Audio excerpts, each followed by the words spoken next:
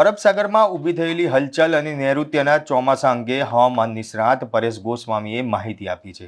તેમણે નૈઋત્યના ચોમાસું ક્યારે ગુજરાતમાં આવશે અને અરબ સાગરની હલચલથી ગુજરાતના હવામાન પર શું અસર થશે તે જોઈએ. નમસ્કાર, હું મયુર મેવાડા. આપ જોઈ રહ્યા છો નિર્ભય ન્યૂઝ. રાજ્યમાં એક તરફ બફારાથી લોકો ત્રાહિમામ પુકારી રહ્યા છે, ત્યાં રાજ્યના કેટલાક ભાગોમાં વરસાદ પડવાની હવામાન વિભાગ દ્વારા આગાહી કરવામાં આવી છે. ત્યારે આવામાં અરબ સાગરમાં ઊભી થયેલી હલચલ અને નૈઋત્યનું ચોમાસા અંગે હવામાન નિષ્ણાત પરેશ ગોસ્વામીએ માહિતી આપી છે. તેમણે નૈઋત્યનું ચોમાસું ક્યારે ગુજરાતમાં આવશે અને અરબ સાગરની હલચલની ગુજરાતના હવામાન પર શું અસર થશે તે અંગે માહિતી આપી છે. ત્યારે શું કહી રહ્યા છે પરેશ ગોસ્વામી, આવો સાંભળીએ.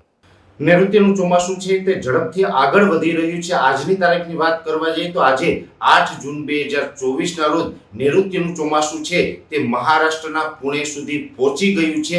આ ચોમાસું છે એ ઝડપથી આગળ વધી રહ્યું છે એટલે આવતીકાલે 9 જૂન 2024 ના રોજ વહેલી સવારે નૈઋત્યનું ચોમાસું છે તે મુંબઈ સુધી પહોંચી જાય તેવી પણ શક્યતાઓ છે.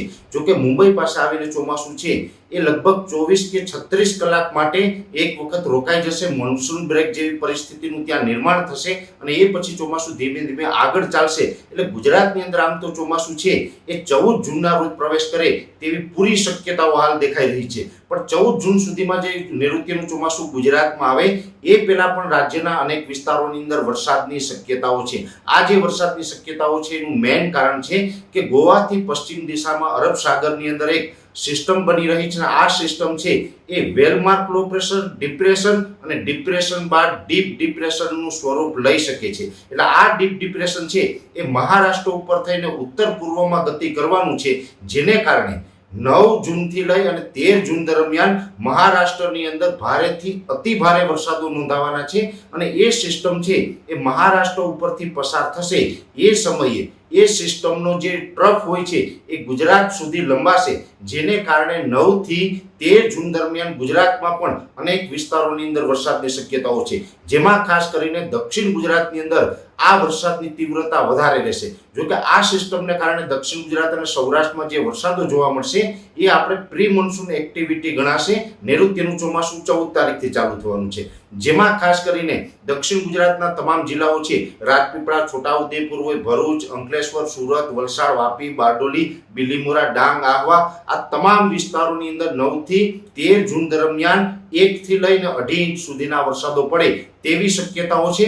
સૌરાષ્ટ્રની વાત કરવા જઈએ તો સૌરાષ્ટ્રમાં બોટાદ, ભાવનગર, અમરેલી, ગીર સોમનાથ, જુનાગઢ ને રાજકોટના અમુક પાર્ટ છે એની અંદર પણ 9 થી 13 જૂન દરમિયાન છૂટાછવાયા મધ્યમથી હળવા વરસાદો જોવા મળશે. મધ્ય ગુજરાતની અંદર પણ છૂટાછવાયા ઝાપટાઓ જોવા મળે તેવી શક્યતાઓ છે. એટલે જે આ ડીપ ડિપ્રેશન અરબી સમુદ્રની અંદર છે એ નૈઋત્યનું ચોમાસું ગુજરાતમાં આવે એ પહેલા ગુજરાતને અસર કરવાનું છે. એટલે 9 થી 14 જૂન દરમિયાન પ્રી મોન્સૂનના એક્ટિવિટીના ભાગરૂપે સૌરાષ્ટ્ર, મધ્ય ગુજરાતમાં હળવાથી મધ્યમ વરસાદો હશે અને અતિ તીવ્રતા સાથે દક્ષિણ ગુજરાતની અંદર 9 થી 13 જૂન દરમિયાન વરસાદો જોવા મળે તેવી શક્યતાઓ હશે. આ જે પ્રી મોન્સૂન એક્ટિવિટીના વરસાદો હશે એ પણ ગાજવીજ અને ભારે પવન સાથે નોંધાય તેવી શક્યતાઓ હાલ અમને દેખાઈ રહી છે.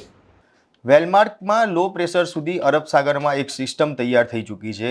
અત્યારે તો સિસ્ટમ મહારાષ્ટ્રથી પશ્ચિમ દિશામાં અરબ સાગરની અંદર સક્રિય છે.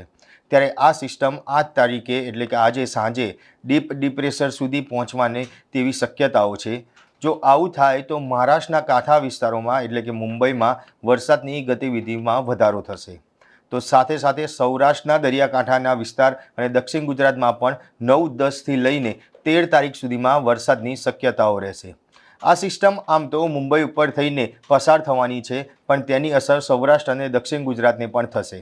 આ સિસ્ટમના કારણે જ ગુજરાતમાં વરસાદ નોંધાશે. ત્યારે અમુક જગ્યાએ વરસાદની તીવ્રતા વધારે હોય તેના કારણે વાવણી લાયક વરસાદ પણ થઈ શકે છે. ત્યારે નૈઋત્યના ચોમાસાની વાત કરીએ તો આ ચોમાસું સમય કરતાં 2 થી 3 દિવસ વહેલું ચાલી રહ્યું છે. અત્યારે ચોમાસું મહારાષ્ટ્રના અનેક વિસ્તારોને કવર કરી ચૂક્યું છે અને હવે તે મુંબઈ તરફ આગળ વધી રહ્યું છે. અત્યારે ચોમાસાને આગળ વધારવા માટે તમામ પરિબળો સાનુકૂળ છે. ત્યારે મુંબઈમાં ચોમાસું પહોંચ્યા બાદ 2 દિવસમાં જ ગુજરાતમાં ચોમાસું આવી શકે છે. ત્યારે ગુજરાતમાં દક્ષિણ ગુજરાત અને સૌરાષ્ટ્રથી ચોમાસાની શરૂઆત થશે. નૈઋત્યનું ચોમાસાની વાત કરીએ તો આ ચોમાસું સમય કરતાં 2 થી 3 દિવસ વહેલું ચાલી રહ્યું છે. અત્યારે ચોમાસું મહારાષ્ટ્રના અનેક વિસ્તારોને કવર કરી ચૂક્યું છે અને હવે મુંબઈ તરફ આગળ વધી રહ્યું છે. અત્યારે ચોમાસાને આગળ વધારવા માટે તમામ પરિબળો સાનુકૂળ છે. ત્યારે મુંબઈમાં ચોમાસું પહોંચ્યા બાદ 2 જ દિવસમાં ગુજરાતમાં ચોમાસું આવી શકે છે. ત્યારે ગુજરાતમાં દક્ષિણ ગુજરાત અને સૌરાષ્ટ્રથી ચોમાસાની શરૂઆત થશે. જો 13 અને 14 તારીખથી ચોમાસાની શરૂઆત થાય તો બનાસકાંઠા સુધી તમામ વિસ્તારોને કવર કરે ત્યારે સુધીમાં લગભગ 25 થી 26 જૂન થઈ શકે છે. અમારો આ અહેવાલ આપને કેવો લાગ્યો તે કોમેન્ટ બોક્સમાં જરૂરથી જણાવજો અને અમારી નિર્ભય ન્યૂઝ ચેનલને લાઇક, શેર અને સબસ્ક્રાઇબ કરવાનું ભૂલશો નહીં. આભાર.